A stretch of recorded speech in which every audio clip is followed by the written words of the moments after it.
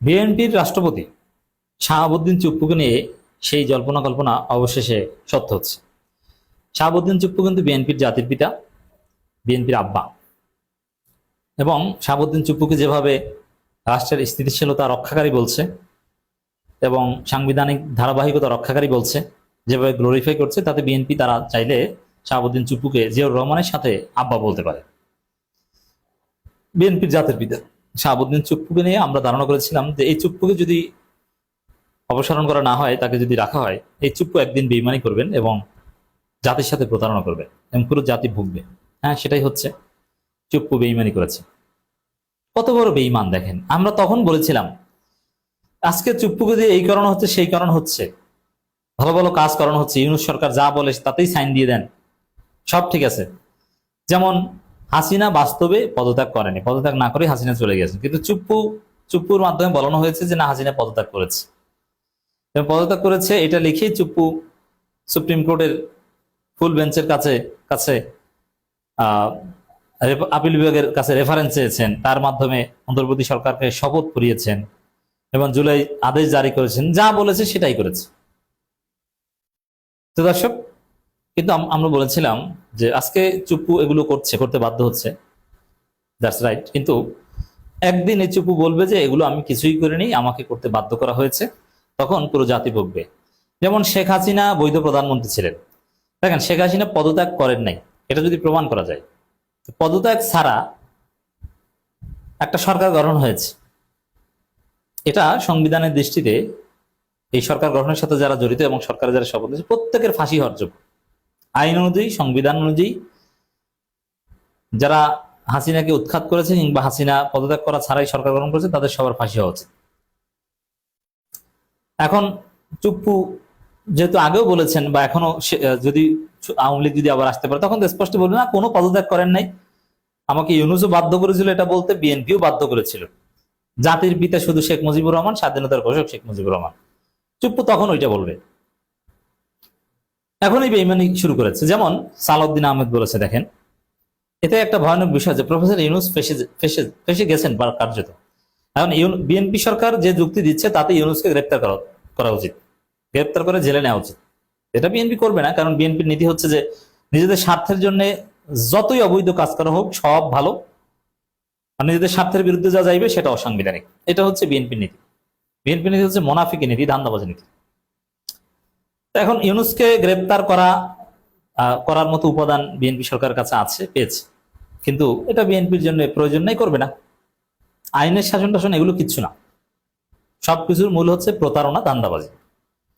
তো দর্শক দেখেন খবর, রাষ্ট্রপতিকে জিজ্ঞেস করেছিলাম আপনি কি আদেশ জারি করতে পারেন, এর মানে জুলাই সনদ আদেশ জারি করেছে রাষ্ট্রপতি, আপনি কি পারেন এটা যে করেছেন আপনি? তিনি বলেছেন, মানে রাষ্ট্রপতি বিএনপির চুপ্পু আব্বা বলেছিলেন, আমি তো পারি না, আমাকে পারাচ্ছে, রাজহংসীকে জোর করে সোনার ডিম পাড়ানোর মতো। এখন সেটি অবৈধ ডিম। এর মানে জুলাই সনদ আদেশ যেটা রাষ্ট্রপতি জারি করেছেন সেটা অবৈধ। এখানে দুইটা দিক, একটা হচ্ছে যে ওটা সাংবিধানিকভাবে সংবিধানে নাই রাষ্ট্রপতির আদেশ জারির এখতিয়ার, বা রাষ্ট্রপতির আদেশ জারির বৈধতাই নাকি বিএনপির কাছে শেষ হয়ে গেছে 72-এর পর, অথচ জিয়াউর রহমান নিজেই আদেশ জারি করেছেন। এই যে যখন কেউ প্রতারক হয় বা ধান্দাবাজ হয়, তখন নিজের বাপ মাকেও চেনে না। তো বিএনপি এমন পর্যায়ে প্রতারক হয়েছে, নিজের বাপ মাকেও চেনে না, জন্মকে অস্বীকার করে, জারজ পার্টির মতো রূপ নিয়েছে, জারজের মতো আচরণ করে। কারণ যে নিজের জন্মকে অস্বীকার করে সে তো জারজ, গণভোটের মাধ্যমে যার জন্ম সেটাকে সে অস্বীকার করে, সে তো জারজ।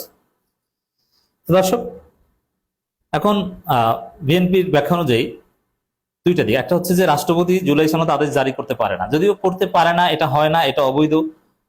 এটা বিএনপি কিন্তু এই জুলাই সনদ আদেশে সাইন করেছেন, তখন তারা এটা বৈধ বলেছিল, এখন এসে বলছেন এটি হচ্ছে মুনাফিকি, এখন এসে বলছেন যে এটা অবৈধ। তখন কেন বলেন না? তখন কেন সাইন করেছিলেন যে না, আদেশ জারি করা যায় না, আপনারা আদেশ জারি না করে অধ্যাদেশ করেন, তখন তো বলেন নাই। আর তখন কেউ বলেছিল, কিন্তু আদেশ জারিতে তো আপনারা সাইন করেছেন। এই গেল একটা দিক। আরেকটা দিক হচ্ছে যে আদেশ জারি যদি অবৈধ হয়, এটা একটা অবৈধ কাজ। দ্বিতীয় হচ্ছে যে সে আদেশ জারি করতে যদি আবার রাষ্ট্রপতিকে বাধ্য করা হয়, তাহলে এটা আরেকটা অবৈধ কাজ, যার হুকুম বা যার শাস্তি হচ্ছে মৃত্যুদণ্ড। তাহলে রাষ্ট্রপতিকে জোর করিয়েছে, রাষ্ট্রপতি করতে চান নাই, এই কথা শাহাবুদ্দিন চুপ্পু এখন তার সন্তান বিএনপিকে বলতে শুরু করেছে, সামনে যদি আল্লাহ কোনোদিন আওয়ামী লীগকে সুযোগ দেয় তখন আওয়ামী লীগকে বলতে শুরু করবে যে জিয়াউর রহমানকে স্বাধীনতার ঘোষক বলতে তারেক রহমান আমাকে বাধ্য করেছিল, বাবা আমি বলিনি। এবং আসলে বাধ্য করেছে, এটা পাগলও বুঝে ছাগলও বুঝে, কারণ চুপ্পুর মুখ থেকে জীবনেও এটা বের হওয়ার কথা না। এটা বিএনপি বাধ্য করেছে, তারেক জিয়া বাধ্য করেছে। তো দর্শক, এই রাষ্ট্রপতি যে প্রতারক, যে তাকে বাধ্য করা হয়েছিল, এই কথা এখন বলছেন। এখন বুঝেন মজা, দেখছেন রাষ্ট্রপতিকে সরান নাই। এখন তাহলে বাধ্য করেছিল কি ইউনূস সরকার?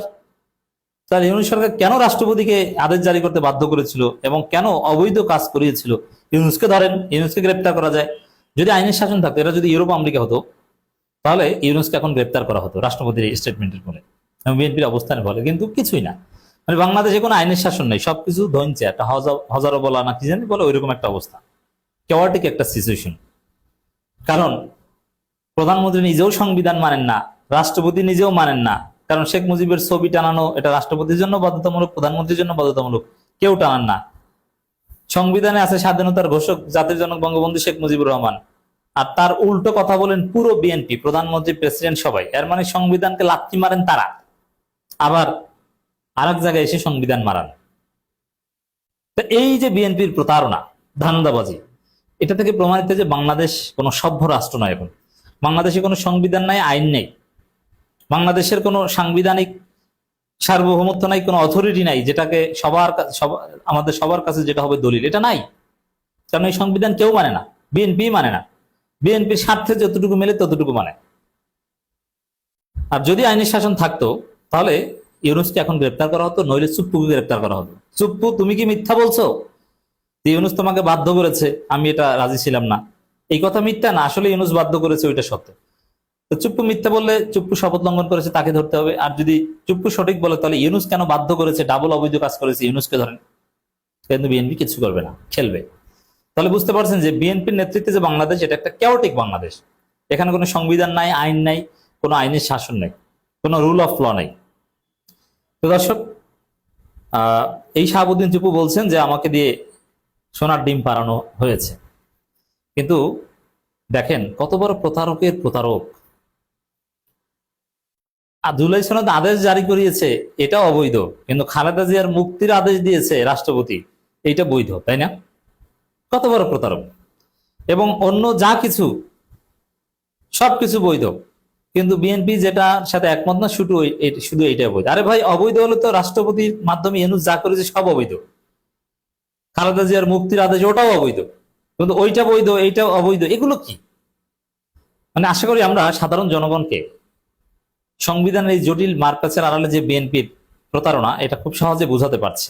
বিএনপি একটা প্রতারক, ধান্দাবাজ এবং মিথ্যুকদের দল, এবং বিএনপির আব্বা হচ্ছে এখন এই শাহাবুদ্দিন চুপ্পু।